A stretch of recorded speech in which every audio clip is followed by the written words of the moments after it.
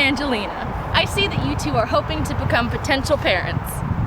However, I also understand, Angelina, that you believe you may have inherited Huntington's disease. The decision to test for Huntington's disease is a personal choice, and there is no right answer. The Huntington's Disease Society of America recommends testing at a genetic testing center. We know that you both must be worried about the possibility of you passing this down to your future children. So we are here to teach you more about Huntington's disease and what this can mean for you and your future family. Based on your family's history, we made a pedigree showing how this disease has been passed down through generations. We know that Huntington's disease is an autosomal dominant disorder, and that is shown here in this pedigree, where the trait does not skip any generations and affects both males and females equally. Angelina, we know that your father had the disease and you also share it with your brother. However, your mother does not have the disease, and neither do your two other sisters. We know that your grandparents on your maternal side did not have the disease, but your grandmother on your paternal side did, and your grandfather didn't. Brad, you have no family history of this disease. None of your grandparents, parents, or siblings have it, including you. This leaves you, Angela. We need to figure out whether or not you have the trait for Huntington's disease.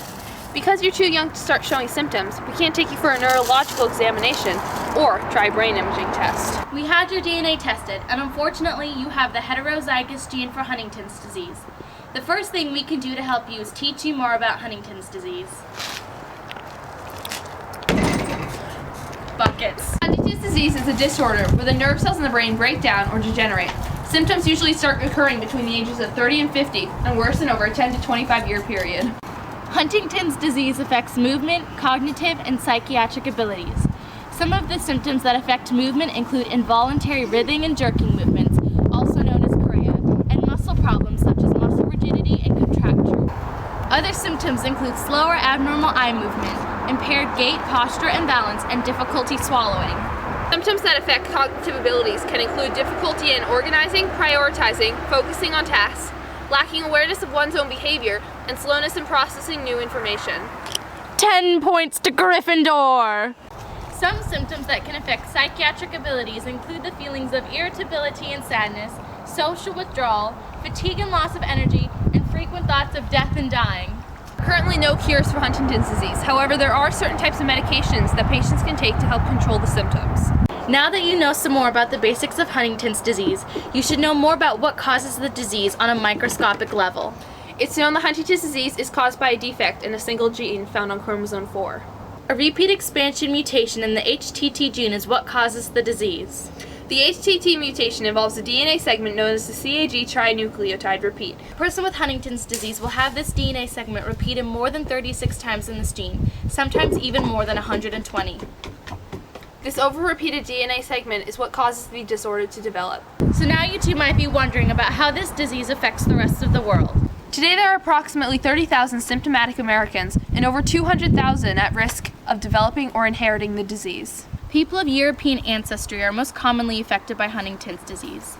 This disorder is less common in people of Japanese, Chinese, and African descent.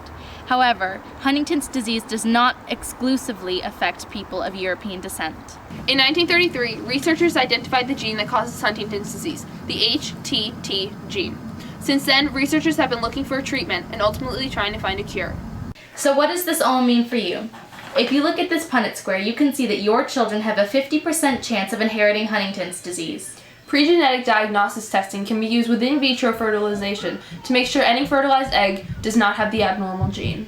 In this process, eggs are removed from the ovaries and fertilized with the father's sperm in a laboratory.